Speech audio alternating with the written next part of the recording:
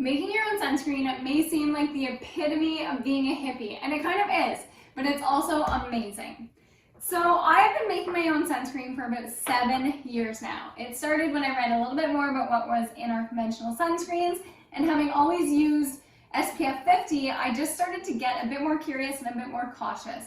This fell around the time that I was trying to get pregnant. It wasn't working, so I was basically doing a revamp of everything in my kind of, I want to say self-care, but just my beauty product repertoire. Now, I started making this homemade sunscreen for myself, and it worked wondrous. Someone who has always used SPF 50, I found that it works really well. I think I had 1 or 2 burns in those first 2 or 3 years, which isn't too bad, and probably more due to my own stupidity and sun care skills than anything. And then when my daughters were born, obviously I'm looking for the best possible thing to put on their skin, and sunscreens just freaked me out. There's about 4 ingredients in natural sunscreen, so it is super, super, super easy to make.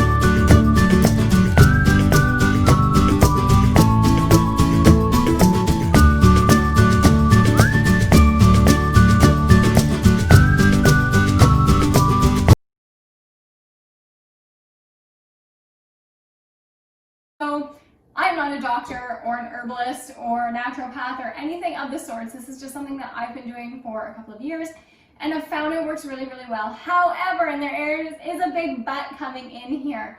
The however is that we also practice a lot of safe sun care, which means that no, my girls are not in bikinis on the beach for 8 hours a day. We do use a lot of UV clothing. We drink a lot of water. We stay in the shade a lot, as much as we can, between 11 and 2. So we also use all of those things in conjunction with homemade sunscreen.